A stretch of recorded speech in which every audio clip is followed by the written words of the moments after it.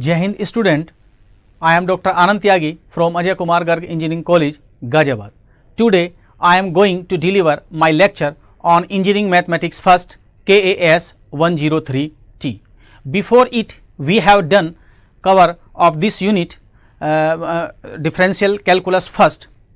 We cover some topic in the previous lecture and I explain what is the utilization of such type of topic in our engineering and technology. Today contents are limit and continuity. Student study limit and continuity in 12th scale, right, but we explain here, right, and what is the utilization of limit and continuity, I elaborate it. Next, Rolle's theorem. This is very most important and student study it in the 12th level, what is Rolle's theorem and what is the application of Rolle's theorem in mathematics. But here we study what is the role of Rolle's theorem in engineering. Mean value theorem, this is very most important theorem, and next is Cauchy mean value theorem, and after this we solve some problem based on the above topic, and in the last I explain what is curve tracing. This is the new topic for the student and I explain what is the role of curve tracing in our engineering and technology. So first of all I explain briefly one by one and describe the each and every statement, right. Now today contents are refer from the book E. Krasing, Advanced Engineering Mathematics, Marais Duvier, B.B. Ramanna, Higher Engineering Mathematics, and B.S. Grewal. A student can be opt any one of them. First of all I explain definition of limit. What is limit? If f is a function of some neighborhood of a point, then a real number, say L, I say this is L, is said to be limit of fx as x approach is such that fx minus L, this is denoted by here, less than epsilon. Epsilon is the new criteria. Epsilon is a positive but not 0, but however small, that is very small. Suppose epsilon is equal to 1 upon 100, right, 1 upon 1000, that means positive but however small. Student study the modulus property of modulus function in 11th level. Suppose I wants to calculate here x minus a less than b, so that's indicate x is approach to a if a minus b, right, less than x and less than x plus a. So in this way we can calculate our calculation with the help of, right, this.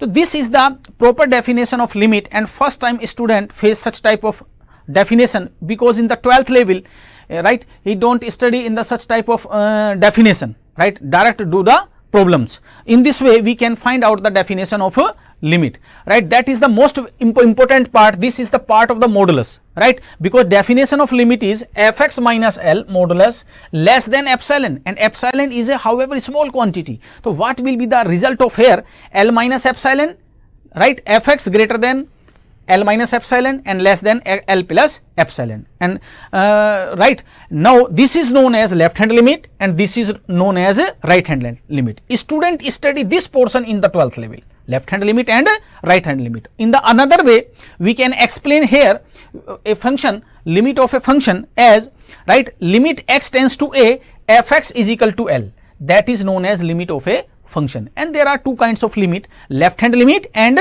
right hand limit. Left hand limit means x tends to a negative fx, and right hand limit is known as x tends to a positive fx. And if result of both cases is L, then we can say that limit is exist and equal, right. In this case we can find out, right, the another problem, right, if left hand limit and right hand limit and at the particular point three condition are same, then function is known as continuous at x is equal to a. So that means there are two part, right, how to describe a given function is a continuous and how to explain the limit of a function. So there are two things. First thing is this, limit exists if left hand limit is equal to right hand limit, right, and function is continuous if limit exists and is equal to fa, that is known as function fx is said to be continuous at x is equal to a. In this way we find out the continuity of the function. So in when we discuss the differentiability, so there is a continuous play the most important role in the differentiability. I explained just now. Now question is that what is the role of derivative, right. So in this way we find the derivative, right. What is derivative? At a point let I denote the open interval a comma b in R means real line, at x naught belongs to I, then a function f such that I arrow R, this is known as function such that I arrow R is said to be differentiable if and only if this condition is satisfied, right? F x naught plus h minus f x naught upon x divided by h. Equally, this is equally to this. This can be written in the form of fx minus fx naught, right? X minus x naught when x tends to x naught, that is the limit. In this way, we find out the differentiability coefficient. In this way, we denoted by this f dash x naught or d f x naught, right? In this case, we find the differentiability or differentiability coefficient, that is known as first derivative. In this way, differentiability are two processes, progressive and regressive. What is progressive? That means right hand differentiability. So differentiability depend on the two kinds, right hand differentiability as well as the left hand differentiability. But there is no need to calculate left hand differentiability and right hand differentiability. If function is differentiable, that means left hand differentiable and right hand differentiable both are same. Suppose I want to calculate right hand differentiability, so what will be the formula here? Limit h tends to 0 here, right? F x naught plus h minus f x naught upon it. That means a small change in dependent variable with respect to independent variable. I elaborate it in the previous lecture.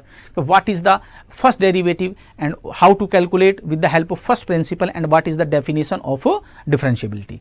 In this way, we find out here main problem is right, a necessary condition for the existence of finite derivative. That is the most important part of our today lecture, right? And student keeping in the mind when we solve the problem, if we check that function is differentiable, then function will be continuous, right? It is not necessary. If function is continuous, then it will be differentiable. Later on I give some example here, right? Suppose f be a differentiable at x is equal to x naught. This is the differentiable function at x is equal to x naught. So by the definition of differentiability, what will be the differentiability here? So differentiability there this fx minus fx naught upon x minus x naught when x approach x tends to x naught, and this will be equal to f dash x naught here. In this way we find out the differentiability. But now how to justify our calculation, right? Suppose I write here fx minus fx naught, right? Suppose multiply by x naught, numerator and denominator I to multiply and there is divide, so there is no change.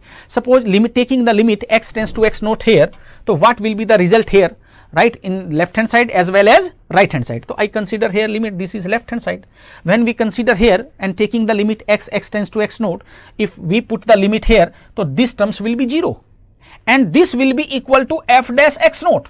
So there are two things. First is fx naught I write here and second is 0 here, and f dash x naught into 0 is equal to 0. That means total completion of the result is should be 0 here, right? Now question is that, right, what will be the result here? In left hand side will be the x naught is equal to this. So that means fx is continuous at x naught. This is the problem. The continuity is necessary condition for the differentiability. This is the main part of our today lecture. In this way we can say that if function is differentiable, that means function will be continuous, right? But it is not necessary. If function is continuous, it will be differentiable. How to? Suppose I write an example here, fx is equal to, right, mod x, right? Mod x is continuous everywhere. Yeah, we can say that mod x is continuous at x is equal to 0. How to? Because graph of this function will be here, right? This is y is equal to x and this is y is equal to minus x here, right? But question is that this is differentiability or not, right? But fx is equal to mod x is not differentiable. So this is the sign of our this phenomenon, right? Suppose another example. Suppose I want to example here. Suppose fx is equal to x square, right? This is the algebraic function. So this is differentiable for all x, right? So if this is differentiable, that means this is continuous at every interval in the real line. So that means this is the example of differentiability, right? Maybe example fx is equal to sin x is differentiable, that means it will be continuous, right? In this way we can say that, right, the differentiability is the necessary condition for the continuity. In this way we find out the another topic that is known as Rolle's theorem, and student study in the 12th level, and now we explain here what is the geometrical interpretation of the Rolle's theorem and what is the need of Rolle's theorem here. If fx be a function such that, condition number first, fx is continuous in the closed interval, fx is continuous in the closed interval. First condition, fx possesses a differentiable coefficient, that means fx is differentiable in open interval, that is open interval. And third condition, fa is equal to fb, then there exists at least one value between a and b, that is known as c, such that f dash c is equal to 0. So this is the Rolle's theorem, and student study it in the 12th level. So there are three conditions, student keeping in the mind three conditions. First condition, right, fx is continuous. Second condition, fx is differentiable on open interval. If we prove second condition first, okay, function is differentiable, that means fx will be continuous, right, because we just now proved before it a theorem, right. And after this we apply here fa is equal to fb and calculate the value of c. If value of c exists between a and b, we can say that Rolle's theorem is verified. We see here what is the geometrical interpretation of Rolle's theorem. We see here, right, there may be more than one point at which tangent will be parallel to the x-axis. Suppose a particle moves in a space in any direction, that means we draw a diagram here in the x-axis and this is y-axis, that means a line parallel to the x-axis may be more than one here, 1, 2 and 3, and this may be another and more, right. That means this tangent parallel to the x-axis. If tangent to the parallel x-axis, that means student is studying the 12th level, that means dy over dx is equal to 0, that means derivative is equal to 0 here, right. So that means we write here f dash x is equal to 0, right. Student keeping in the mind, if tangent parallel to the x-axis, that means dy over dx is equal to 0. So in this way, where tangent is parallel to the x-axis, there are maybe more than one point where the tangent. So this is the geometrical interpretation of the Rolle's theorem, right. We just explain now, right, what is the utilization of such type of problem here. Now we consider a problem here, verify Rolle's theorem for fx is equal to x square minus 7x plus 12 in closed interval 3, 4. So first of all I explain here, right, fx is a given function, is a polynomial, and here a is equal to 3 and b is equal to 4 here, right. Now we discuss here, right, first of all what is the value of f3. So I write here f3, 3 3 is 9, 9 12 21 and 3, right, 7 3 is 21, this is also 0. Now I write 4 here. So I write 4 here, 4 4 is 16, right, 16 or 2 18 and 10 28 and 7 4 is 28. So this is 0, that means f3 is equal to f4 is equal to 0. So third condition is verified first, right. So student can be solve any one of them before and after. Every polynomial is a continuous function for x, for every value of x, right. So in this way we can say that given polynomial, this is a polynomial and this is a continuous in the closed interval 3, 4, and we can say that every polynomial is a differentiable in the open interval, right. We have proved just now, right. So this is the three condition of the Rolle's theorem. First we verify it, and then next condition, f dash c is equal to 0. How to calculate f dash c? First of all calculate f dash x here. So what will be the differential here? So 2x minus 7 and f dash c will be 2c minus 7 and it will be equal to 0 here. Then find the value of c. How to? So value of c will be here 7 by 2 is equal to 3.5 and 3.5 belongs to 3, 4 open interval, that means c belongs to open interval 3, 4. That means we can say that Rolle's theorem is verified. So in this way we can verify the Rolle's theorem, that means there exist more than 2 points in which tangent will be parallel to the x-axis for this curve. When any particle moves in a plane, right, via this path, so that means there exists more than one tangent, that means we can hit more than one ways, right. That is the particular way of this problem, right. In this way we can find out our problem. Next, another example, verify the theorem for the x square minus 6x plus 8 here. First of all we can try here a is equal to 2 and b is equal to 4 here, I write here. First of all, fx is a polynomial, and we know that every polynomial is a differentiable function. So that means this is a continuous. I write here, this is a continuous. So in this way we find out the first of all will be the value of f2. So I write here what is the value of f2. So what is the value of f2? I write here, and what it will be equal to value of f4. So we can say that three conditions of the Rolle's theorem are satisfied. Now we calculate f dash x here and f dash c here, and value of c is equal to 3, and 3 belongs to, that means 3 belongs to open interval 2, 4 here.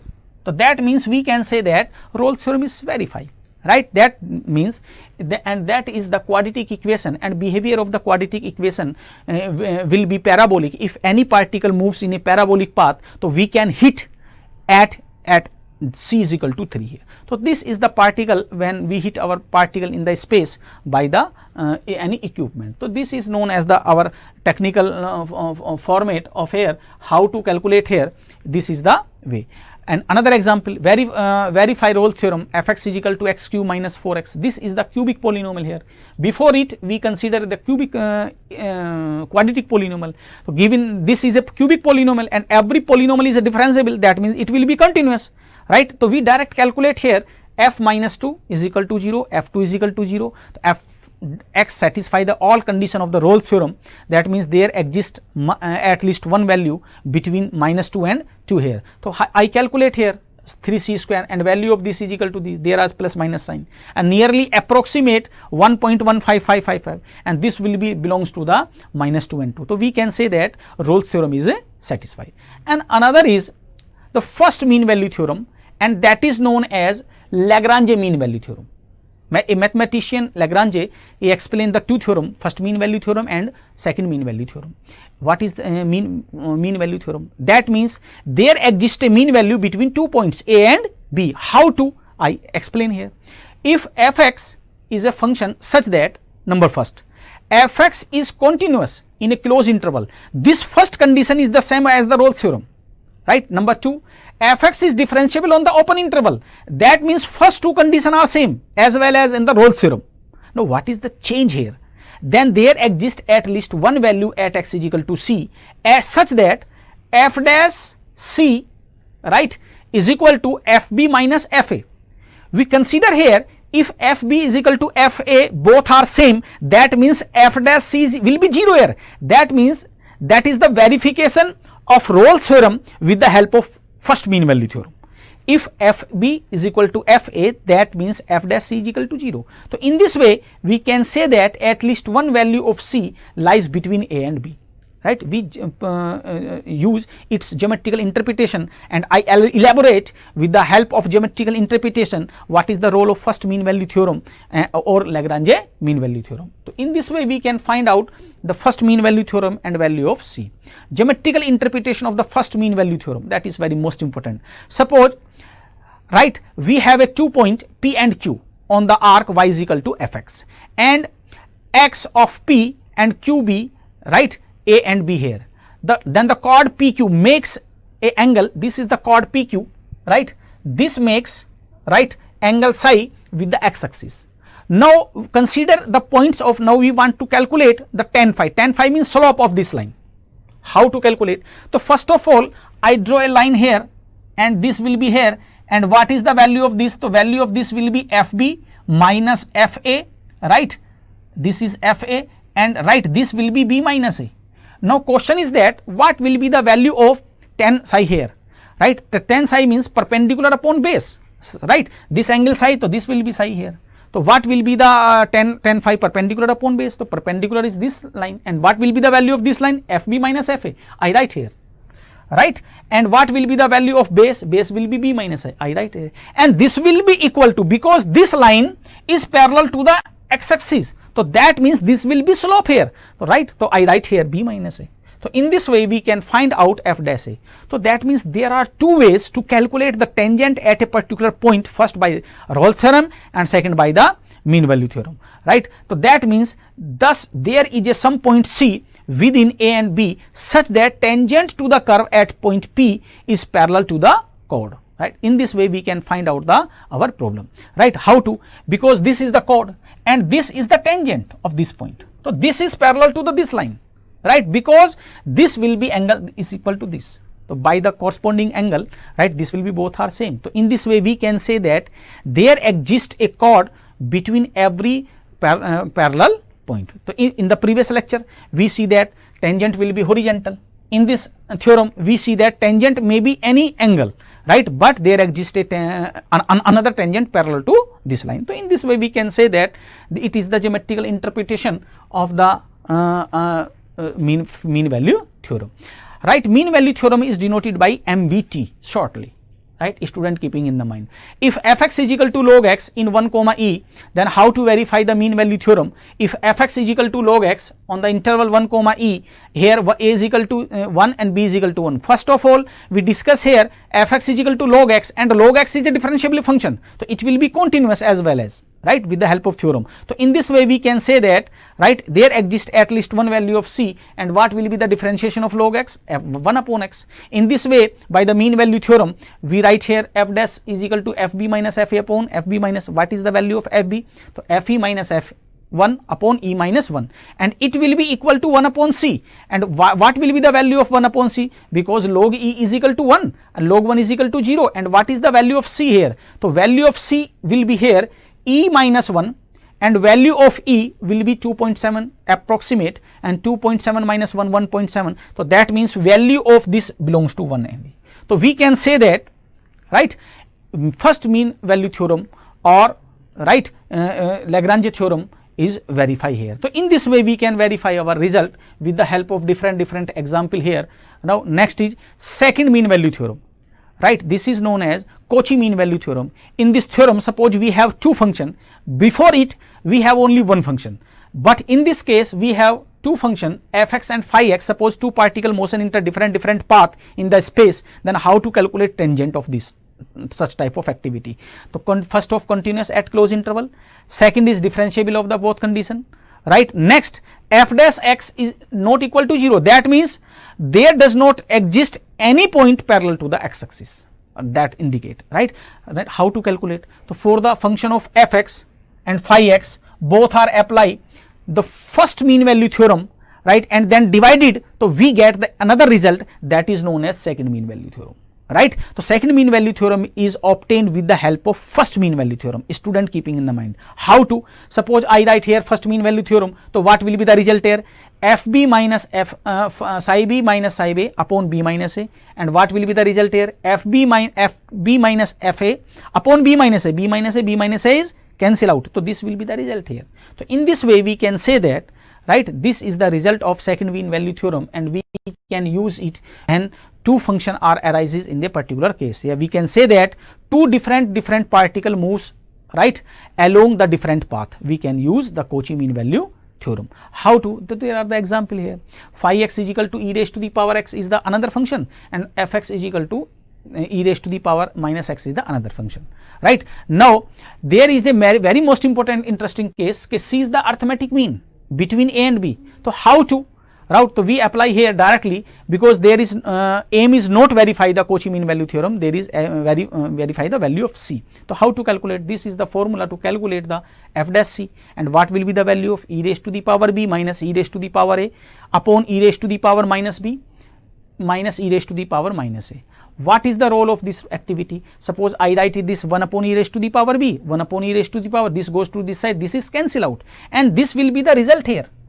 And how to write it? It can be written in the form of this e raised to the power minus a plus b here, right. Now question is that what is the value of this? So value of this will be here, right, phi dash x upon f dash x, and what will be the value of? And value of this will be the equal to e raised to the power minus 2c, right, and both will be equal because this is the formula of the Cauchy mean value theorem. How to? I write here, right, and what will be the value of? So value of 2c is equal to a plus b. That means we can say that c is equal to a plus b by 2.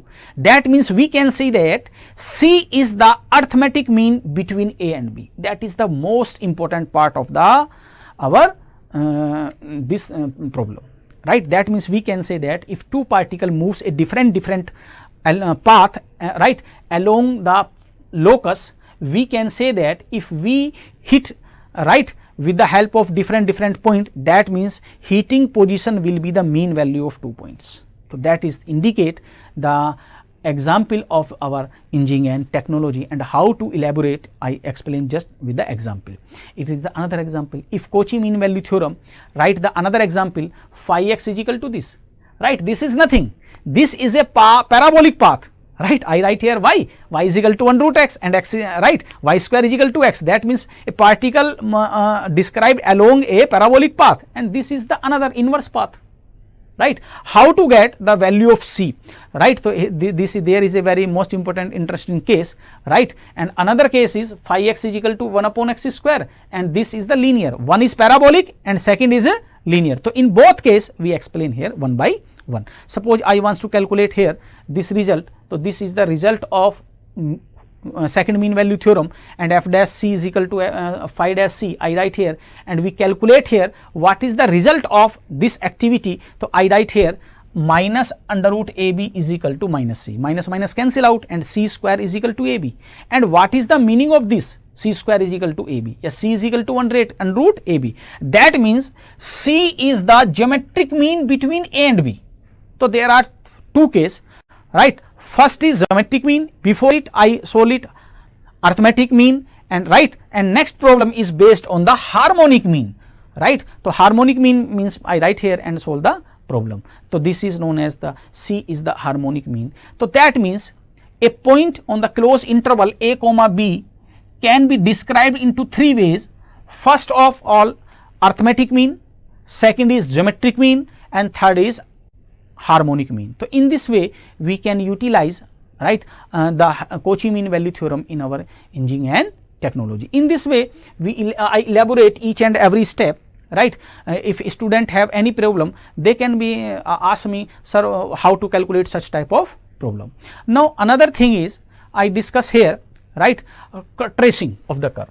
This is the very most important problem, tracing here, right?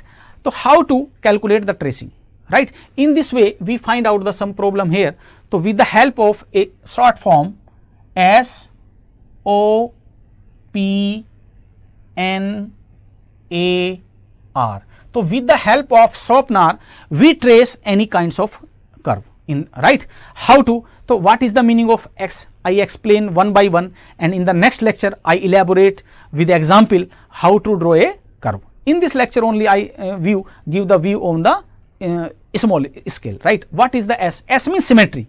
How to calculate the symmetry of a point? How to calculate symmetry of a point? Suppose I have a curve y square is equal to 4x, right? Student studied in the 12th level but don't know how to trace the curve, right?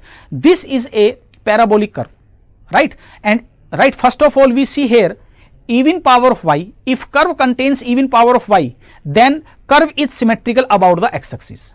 If curve contain even power of x, then curve is symmetrical about the y-axis. This is the phenomena to calculate the our, right?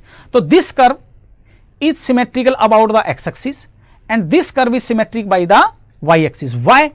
Because it contain even power of y and it contain even power of x. Suppose another example, x square plus y square is equal to a square. In this curve, right, x is contain even power of y and y is also contain even power of y. Therefore this curve is symmetrical x axis as well as y axis. So what is the meaning of symmetry? So meaning of symmetry means, suppose any curve symmetrical about the x axis, that means curve above the x axis and below the x axis in both places have the same figure. That is the symmetry, right? Suppose I wants to calculate here xy is equal to c, right? So this is a curve in which neither even power of x nor even power of y. So that means this curve is not symmetrical about the x axis as well as about the y axis. So there are a lot of example here. Suppose I write here x square plus x plus y square, right, is equal to 1 here. So we can say that this curve contain even power of y only, right, because there is even power x but odd x. So we can say that this curve contain only even power of y, so this curve is symmetrical about the x axis. So this is the symmetry I explain here, right? In the next lecture I explain briefly Sopnar, and how to draw the curve, right, that is known as curve tracing, right. I think today lecture, if student have any problem, so they can be contact me my number and I will try to solve their problem. Thank you all of you.